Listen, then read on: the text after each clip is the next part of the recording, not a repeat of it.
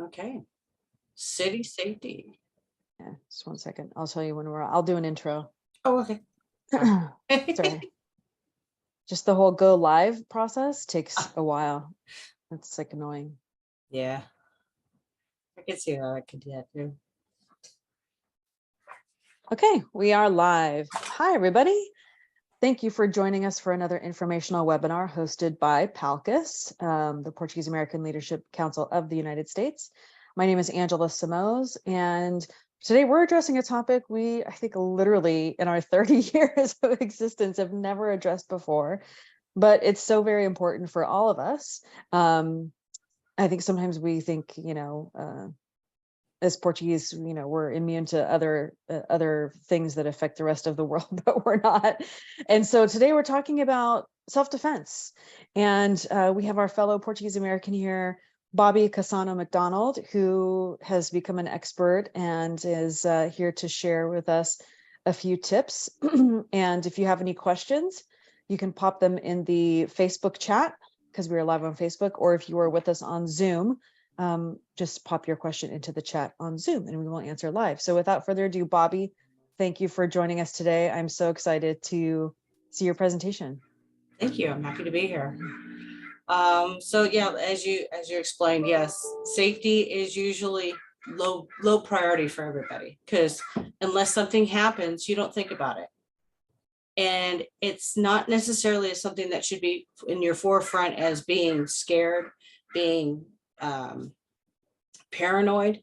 It's being aware of your surroundings, being aware of your situation, your situational awareness, which a lot of people are not. And this is why Home Office came up with these presentations, because there's so many different topics that we cover that is not your norm. So this one being city safety, protecting yourself in parking garages, lots, alleyways, streets, stairwells, and elevators. And I think, sometimes maybe you can address this as your presentation. Some of us may have a mace thing or, something on our keychain, but I don't know that any of us have really gone through any training as to how to use that stuff, right? So I'm sure you'll cover that as well. But yes, I mean, as far as for me personally, that's about the extent of my self-defense preparedness, right? So that'd be good. Well, most people think you just take it out and just spray, just one quick spray. Yes, it's effective, but not as effective as it could be. So I'll actually show the technique, what makes it a little more, doing it that way will make it more effective. Okay. So today you're going to learn the stats of the crimes that happen in common city areas, what to do to increase your level of safety and situational awareness in these areas, and safety misconceptions. So your parking garages, your alleyways, your stairwells. 3 places that you don't frequent all the time. Maybe some people do, but it's when you're in these areas that you're more heightened. Your awareness should be a little more heightened. So when you look at the stats, this is what gets everybody. The stats will speak for themselves. 10% of sexual assaults occur in parking garages. It's not like it's a newsworthy thing. Sometimes it is, sometimes it's not. 3rd, parking garages and lots are the 3rd most common place for violent crimes, because you don't have the big foot traffic. You don't have a lot of people around, and it's easy for someone just to hide behind one of those pillars. 20 to 29. Most offenders and victims are between the ages of 20 to 29. Those between 30 and 39 are also at risk. So, and that being said, I mean, yes, the younger crowd is, but also the older crowd, because they're not as quick as the younger crowd. They're not as agile and stuff. So the stats are that this is what they're going by, of reported stats. So as you're looking at these 3 scenarios, what do you see? There's something that stands out that just doesn't look right. So. Fair, right? Mhm. Yep. And so we'll break those down. So number one, power and confidence. She's not carrying any personal protection. Now they're going based by, because she's got her arms crossed. Now she technically could have something underneath that bottom arm, but for this scenario, she does not. She's not creating greater distance between her and the potential attacker, and she's not walking tall with confidence. And So when you talk about distance, Mhm. so let's say you're walking in a parking garage, walk down the middle of instead of closer to pillars. Is that kind of what you're talking about there? Yes, yeah, stay more out in the open, because you do have those, we call them hidden corners. Mm-hmm. So, unless you're parked by a pillar, yeah, stay where you can be seen. Sometimes, the parking garages, they do have cameras. Mm-hmm. I don't know if all of them do, but they should, Mm-hmm. just for that reason. But that only helps you identify the attacker afterwards, right? To Correct. help you prevent anything. Right. Yeah. Okay. And number two, the situational awareness. She's not keeping her head up on a swivel.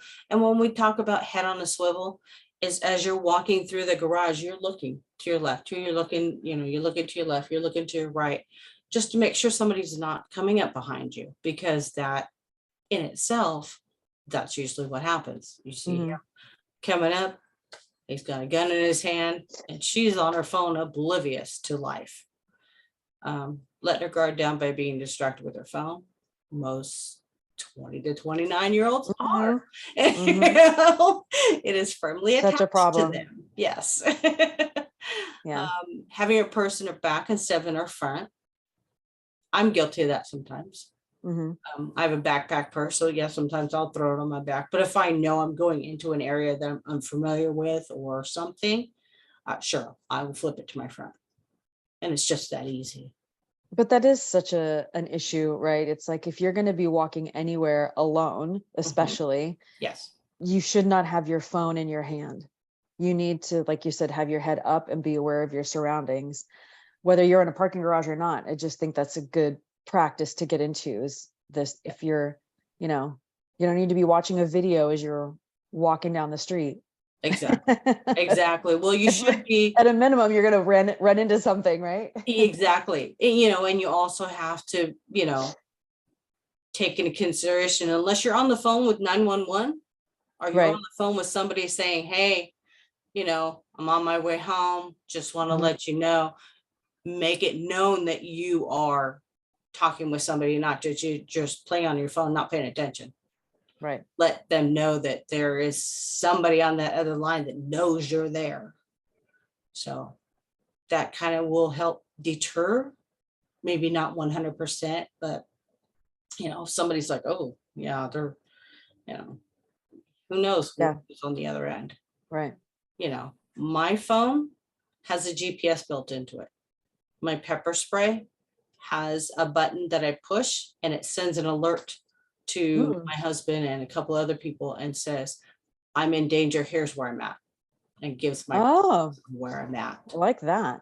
Yeah, there's a couple of different devices that do that. The pepper spray and a personal alarm, both of them have the GPS built into it, which is nice. It's just that extra level of security. More of. There's the one that's that a big one. A lot of people do. Digging at the bottom of your purse, parked in a dark spot with no additional lighting, and their back is completely turned. Easy for someone to come up behind you, grab you, take you away, hijack, carjack you, all different scenarios. But it's, bringing your keys out. As soon as you walk into that parking garage, your keys should already be out.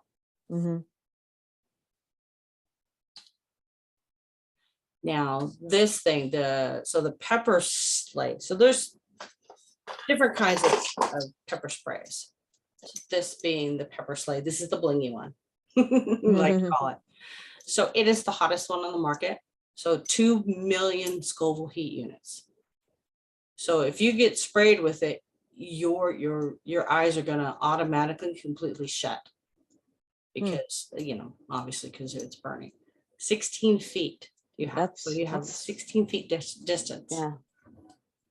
It's a one-handed because you're grabbing it, you're unlocking it and spray. And it has also a UV dye built into it. So even if they wipe the pepper spray off, the UV dye stays on for 7 days. So can't get out of that one. And when I was talking about the way to spray it, so most people just think, okay, we're just going to spray, just one quick spray in the face, and you're not. You're going to go across the eyes, down the nose, and across the mouth in a Z pattern. Eyes are going to slam shut, nose is going to run, and they're going to cough. That's going to give you that opportunity to get out of that situation. So spray your pepper spray in a Z pattern. Pattern. Yep. Across the eyes, down the nose, and across the mouth. Now, I did have another rep tell me, spray it down their shirt. And I said, spray it down the shirt. Why? Well, you get pepper spray. What's the first thing you do is you're going to grab your shirt and you're going to wipe your face. Oh. So if you sprayed it down the shirt, now you just double spray them. Yeah. Oh, it's an interesting point. Okay. So that would be ideal. And it also locks, so it can't accidentally go off in your purse where you go to stick your hand in it and then you wipe it off your face and spray yourself. Got it. Okay. Done that. I've had it where I was headed up for presentation and it wasn't completely locked because I was showing it and I didn't lock it back. And a little bit of it dripped. It got on my fingers. I didn't think anything of it. I rubbed my eye. I was like, yeah. Trying to compose yourself off of that one. That was not easy. So, and here, same thing like they showed on the last thing, locating your keys ahead of time, making sure you've got them. Search your purse and bags, distract you from your surroundings. It's true. Because you're focused on your purse. Where's my keys? Where's this? Where's that? Looking down and, have your keys ready. The fob, now I know some of the cars that all you have to be is near the car with your fob and it unlocks the door. Right. That's a good thing to have too. Mine, I just, walk through the parking lot and unlock the car because I know eventually my car's there somewhere. Yeah, if you lost your car, that's how you find it, the beep beep.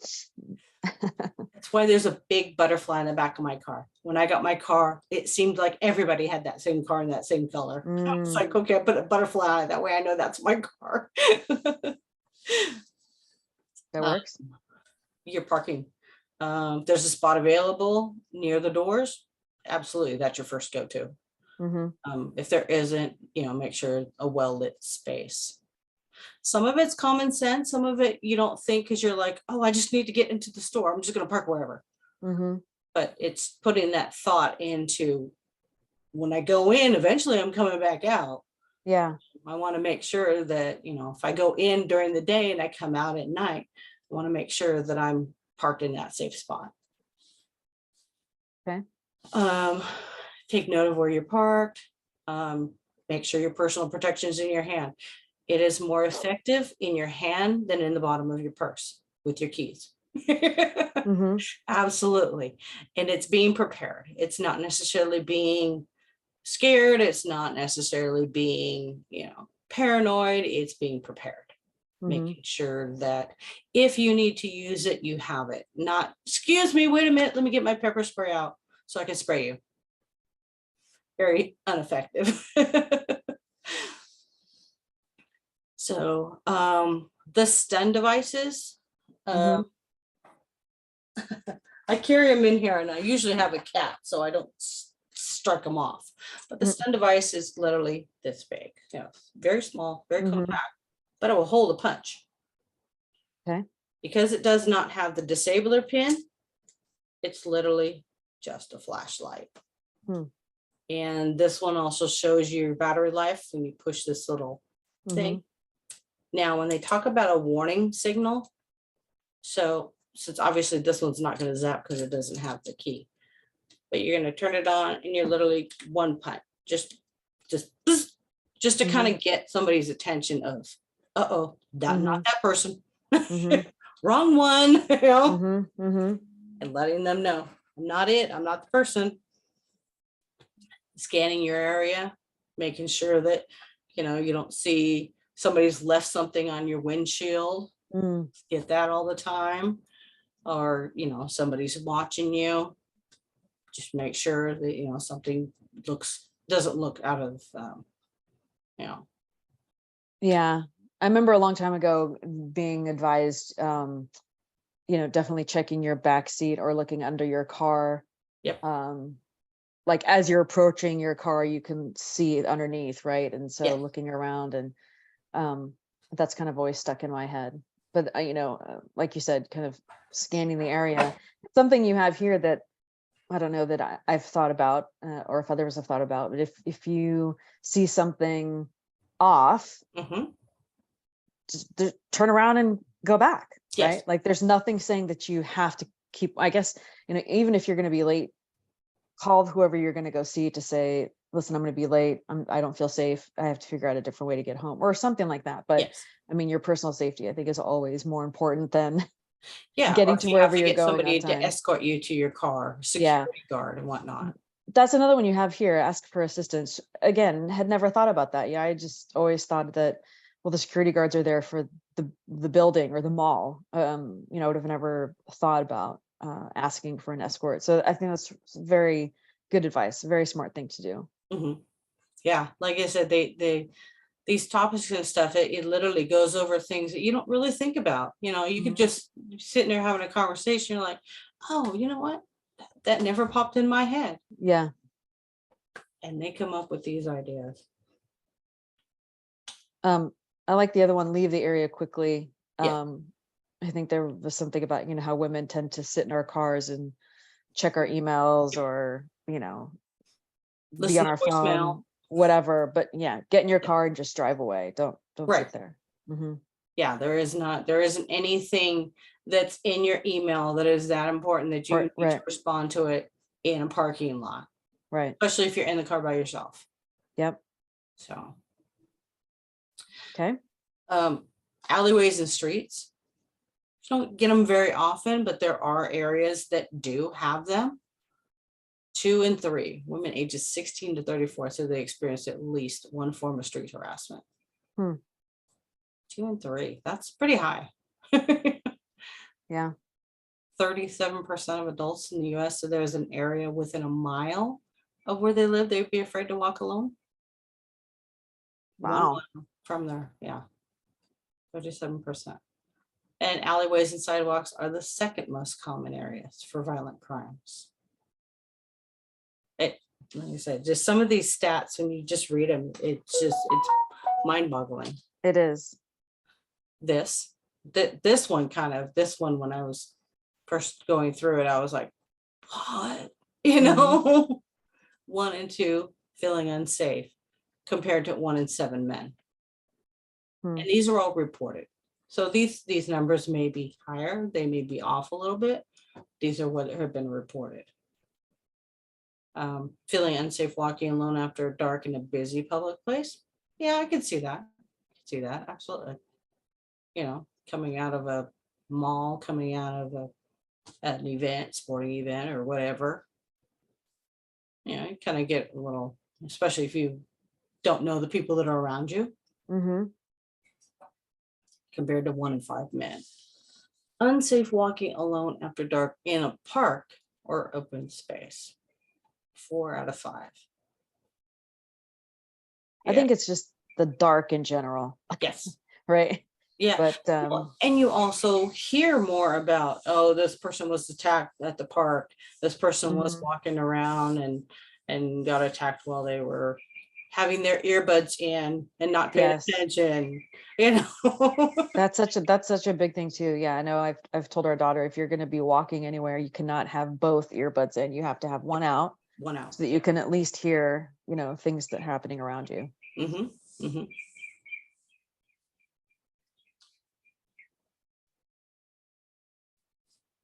So. Who here? Pretends to be on the phone when walking to and from their destination. I think sometimes, yeah. Yeah. Walks with their keys between their fingers for self-defense. Ooh, ouch. Doesn't make eye contact. So you're going to tell us that all these are bad? Yep. Okay. So don't do these. Okay. Yep. So scenario number 1, safety misconception. When you're caught off guard, it's easier for the attacker to overpower you. Talking on your cell phone can make you an easy target. Only be on your phone, call for help, or notify somebody of your location. Because if you're just, pretending to be on the phone, you're into that conversation, and the guy behind you, he's either listening to your whole conversation or he's going to come up behind you and, take your phone, grab you, and take off with you. Also, at a very basic level, right? Your one hand is already occupied, so it's one less. You're not as able to react. Right. Okay. So don't pretend to be on the phone. Right. The base of hitting the keys inside your hand after impact can cause you to drop your keys. If you get the keys between your fingers, then you're going to hit somebody with it. Automatically, those things are going to jam back into your hands. So the metal key, the jagged part, can actually damage the nerves in between your fingers. As you figure, it's kind of almost like taking like a serrated knife and just kind of rubbing it against there. Can easily lead to the opening of the fingers, which would reduce the effectiveness of any strike. Okay. And this is why they came up with this tool. That's the striking tool. Now So you would hold it like this in your hand? So you're going to hold it because it has the finger grooves on it. You're either going to hold it like this, okay, upright, or you can also hold it this way. Got it. Either way, both of them are effective. If you're holding it up at the top, and obviously because he's way taller than I am, they call it an ice pick hit. So you're basically going down like this. If you hold it up underneath here, it's more of a solar plex and in the thigh and in the side, soft tissue. How about the eyes? The eye gouge, yeah. Yeah, you're actually gonna eye gouge. Not with one of these. You might be in for some medical bills that aren't yours if you do that. Okay. So because it has the finger grips, it's even if your hands get sweaty because you're going to get nervous, obviously, it has the finger grips. Plus, also the way that I like to put these together is I put it with the pepper spray. So you've got your in-hand tool, we call this, and then your pepper spray is your distance. It is on a quick release. One pull and it's already, your tools are in your hand, ready to use. That, or there's another way to use it, and that's with the bracelet. So literally everything is right there, ready to go. So as you're, getting into the parking lot or whatever, you just slide that through like a bracelet, and everything is already in your hand. Okay. Now, the looking down or away affects your situational awareness. True. Because your head's not on the swivel if you're looking down at the ground. Eye contact lets somebody know that you're aware of their presence and action. And some people will actually get intimidated by this. If you look them square in the eye, you make eye contact, they get nervous because they're up to something. They're bad intentions. If they are just lost or something else, you'll be like, oh, excuse me, sorry, But if they're going to, try to mug you or whatever, they're not gonna be like, what's up? No. I have to say I'm very guilty of this. I guess I think that if I just ignore them or don't acknowledge them, that they'll go away. They'll go away. Yeah. But so now I guess I'll try and do the exact opposite, right? Like, I see you, I know you're there, right? Kind of thing. And it's almost like taking a snapshot of somebody. So even if it's not somebody who's trying to harass you, maybe the guy half a mile away, he just beat him up. You know, and then sometimes you'll see on the news or you'll see on the neighborhood posts and stuff, hey, you know, such and such just I was attacked in this one area, and Mm-hmm. you know, does anybody see somebody that looked off? Like, hey, I remember Okay. Yeah. yeah, not necessarily saying that is the guilty person, but you know, yeah, I do remember somebody who was sweating and, you know, running, and they didn't look Mm. like they were jogging, you know. Right. So again, it's just back to that situational awareness, right? Where being aware of not only your surroundings, but who's around you. Yes. Okay. Your confidence, assertiveness, your strong eye contact. And it does. And it literally, because as you're looking up, your whole posture is up, and Mm-hmm. you're more confident, and they're less likely to look at the confident person and go, I think I could take that one, you know? Mm-hmm. So, but that's what we always say, you know, eye contact, you know, being confident, being assertive, being aware of your surroundings. Those are Right. keys to, you know, being one less statistic. Right. And street safeties, plan your route. Now, I'll do this on sometimes yes, sometimes no. I'm guilty of it. Run your Mm-hmm. GPS through. Okay, this is where I need to go. Da, da, da, da. I was just going to say, I have my phone in my hand following the walking directions, right? Yeah. Which is probably not the best. Well, you definitely don't want to have it on speakerphone. You want somebody to know exactly. Okay, yep, okay, they're going to be turning left at this street. So, yep, okay, call my buddy and have him be right there at the next corner. Right. You know, Mm-hmm. let somebody know where you're going. I used to do this when I went on any vacation I ever went on, even if it was out of state, out of the country. My aunt knew my itinerary, when I was leaving, when I was coming back, where I was going, what ports I was in. She knew my whole trip by the time I got back, Mm-hmm. because I would give her a copy of my itinerary too, Mm-hmm. just because, you know, let somebody know. And that way, you know, you're planned to be back this day and they haven't heard from you From 5 you, days yeah. after that day. You Yeah. know, get some things going on here. Deterrent. So stun devices of pepper spray can be a help, and an alarm getaway, and an alarm can alert others that something is wrong. Couple of different kind of alarms.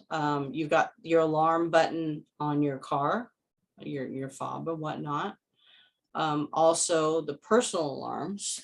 And you're talking about alarms that make a loud noise, not like just a signal to call for help. You're talking about drawing Something- attention. Yep. Loud noise. Got it. Yes. Okay. Yes. We're going to give you that attention that you don't want. Personal alarms, something is just as this small, but it's 120 decibels. It will definitely get that attention. Okay. It also has on it, and this one doesn't because I have the safety tab still on it because of the batteries, but there's a button with the flashlight, you know, literally shining it in their eyes, getting them to, you know that you're not the one. Avoid suspicious people and places. Sometimes it's easier said than done, but you know, yeah, definitely if you're in a parking lot, alleyway, you know, stick to not walking against those pillars, not walking against those poles out in the open, because it's more likely that somebody's standing behind those pillars, somebody's standing behind those walls. Okay. You know, suspicious person following you, duck into a store, you know, I'm not going to trust with a neighbor's store. Interesting. You know, it's different things that you don't think of. Keep your hands free. Except for the deterrents, keep your hands free. If you're carrying anything, do not put it all in one bag. So you don't want to be carrying a bag of groceries in each hand, because you can't use your phone. You can't use your personal protection if both your hands are occupied. Okay.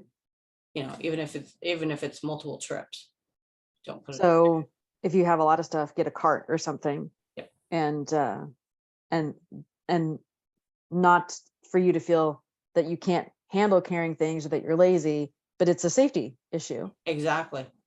And you I can think also that's use the cart as a,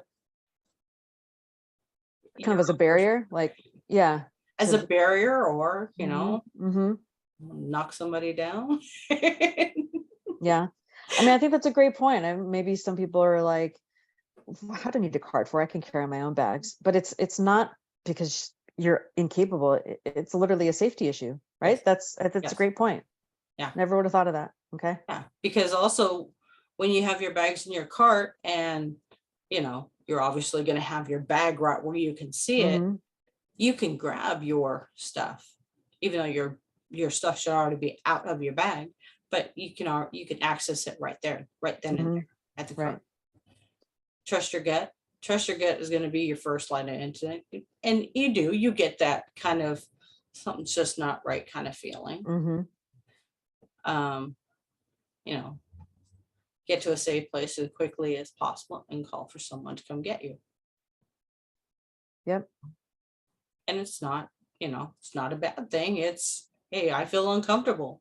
Mm-hmm. I don't feel safe. Mm-hmm. Here I am. I'm locking the doors. Personal safety, I think, is always number one, no Yes. matter what. Mhm. And it's something that just is not on the forefront of most people's mind, because they're like, yeah, I'm fine. Been in the same Yeah. area for this many years. I'm Yeah. fine. Mm-hmm. Mm-hmm. And then you become a little more lax, and sometimes it's a good thing, sometimes it's a bad thing. Yep. Elevators and stairwells. You get that from time to time, not always, but can provide a trap that benefits the attackers. You don't think about that, but can. Choosing a location to isolate you and muffles the screams. That's a scary thought just right there on that line. I know, right? Well, and it's crazy because I think we take elevators to avoid the scary stairwell, right? Mhm. We never think that, oh, the elevator could be the target area, thing for people too. And you may cover this in the next slide, I don't know, but I know that sometimes if I'm alone in the elevator and you get to the next floor and somebody gets in that just feels sketchy, and like you said in your previous slide, trust your gut, Mhm. I'll get off on the next floor, whether it's my floor or not, and Yes. just, wait for the next elevator, because I don't want to be in the elevator. I don't want to be in close proximity with a sketchy person. Right. Absolutely. No place to run or hide when using an elevator. You're inside that box. Mm-hmm. Person can be an easy target when their space is limited. Even if you go to the other side, they can very easily get to you. Mm-hmm. It's not like you can go, okay, emergency door, we're just going to slide through as it's Yeah, no. 12 floors. Yeah.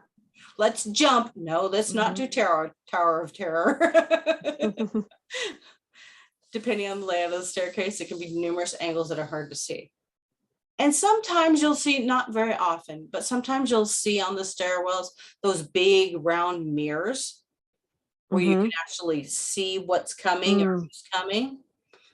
Very rare, though. That's very rare. Yeah, it should be more often, but yeah.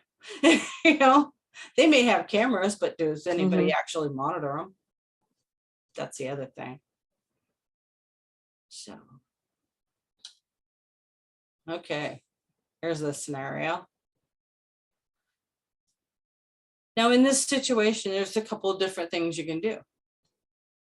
You could turn around and go right back up the stairs. Or you can go turn around and go down the stairs and take, is this guy going to grab you or not?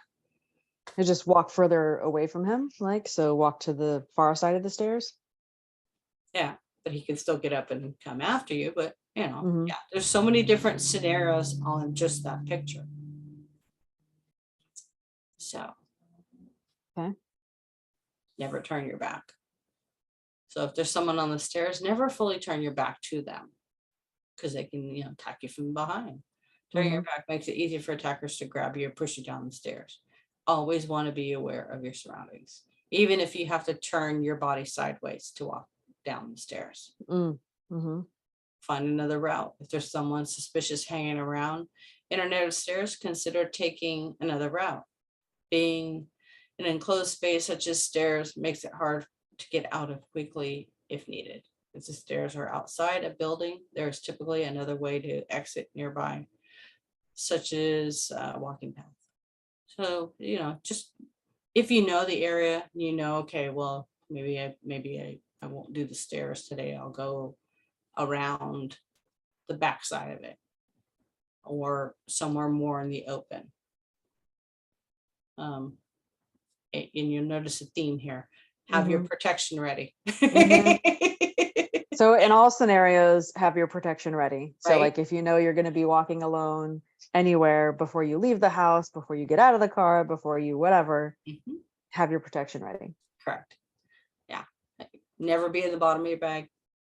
Mm-hmm. Before you leave your current spot, take it out, have it ready. If an attack were to occur, every second counts, and you can't spend time digging protection for your protection products. Sure.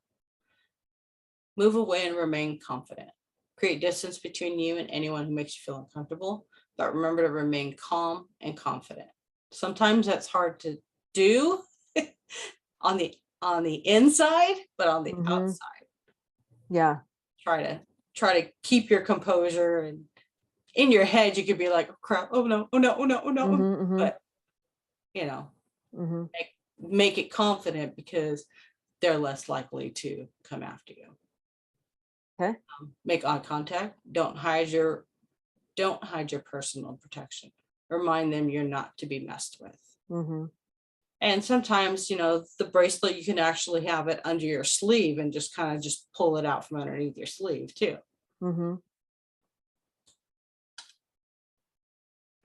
Here we go with the elevator. You're entering an elevator. What do you do next? So I don't know if this is right or not, but I tend to kind of go to one side, not completely to the back, but far enough where somebody can't get behind me. I don't know if that's right. You're going to tell me it's wrong, probably. No answers are wrong. It's the way you perceive certain things. This is what I know. This is what I'm taught. This is what I'm most confident with. So obviously, hopefully everybody does this. Looks before getting in, takes a look inside the elevator. If somebody else is in there, wait for the next one. Although most elevator rides only take a few seconds, so does an attack. Stand near the controls. So you're right there, right next to that button panel. So you have easy access to the buttons, so you can quickly hit them if needed. If you start to get the sense need something's off, you can quickly hit a different floor, or you can hit all the buttons and it will take you to every floor. Get off the elevator. If someone suspicious enters the elevator, get off as soon as possible. So if you see somebody that's just not right, I'm going to get off. Even though this is not my floor, I'll wait. Since you are standing by the controls, you can push the button to be let off on the next floor. Waiting for the elevator. If you're worried about someone who is waiting for the elevator with you, pretend you forgot something and don't get in. Find somebody you trust or security guard to escort you to your car or destination. And here's the one that gets you. If an attack happens, if it actually does get to that point, hit the alarm as many floors as possible. Make sure you have your self-defense product in hand before entering an elevator. Let any perpetrator know you aren't afraid to use it if you have to.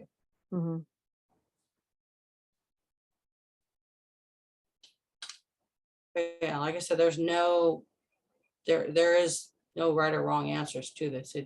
This is what I know. This is what I'm confident. This is what I'm comfortable with. So this is introducing the Hear Me Out personal alarm with Shield technology by Damsel in Defense. This discreet alarm syncs seamlessly with our free Shield community app to alert your trusted contacts that you have deployed the alarm. The pull activation triggers the 120 decibel alarm, as well as the Shield beacon. while the push button triggers a silent alarm, activating only the shield beacon, so that you can send for help without alerting your abductors. Lighting on the back of the Hear Me Out will also illuminate, confirming that the shield beacon has been activated. With the push-activated flashlight and up to a 2-year battery life, the Hear Me Out is the perfect accessory for those you care about of all ages. This is the Hear Me Out personal alarm with Shield technology, available now only from Damsel in Defense.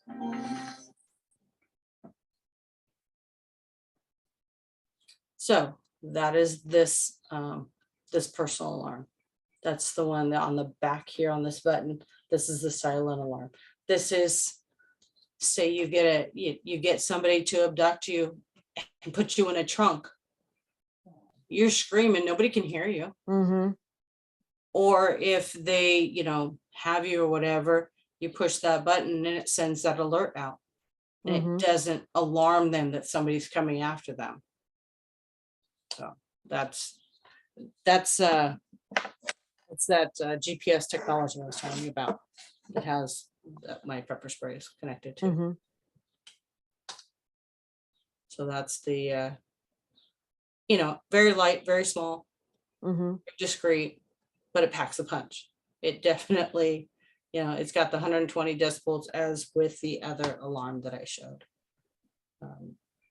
I like it that it has the silent alarm and also the, I'm gonna let everybody know Mm-hmm. that, you know, something's going on, something's wrong.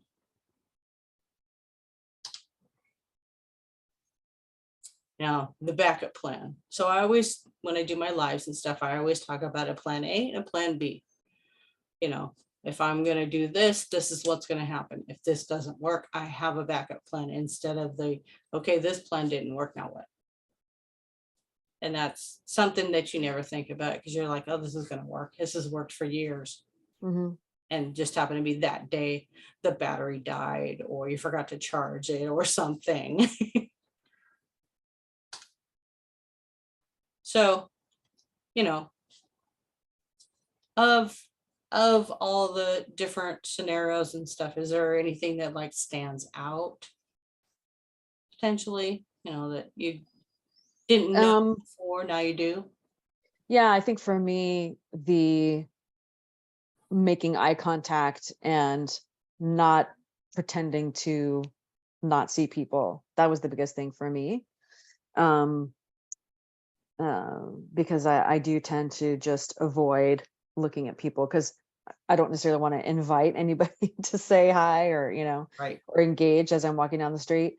But at the same time, to the point about being confident, you know, and letting people know that, you know, that they're there. I think that's important. So that was a big one. Mhm. And then the asking for assistance from security guards.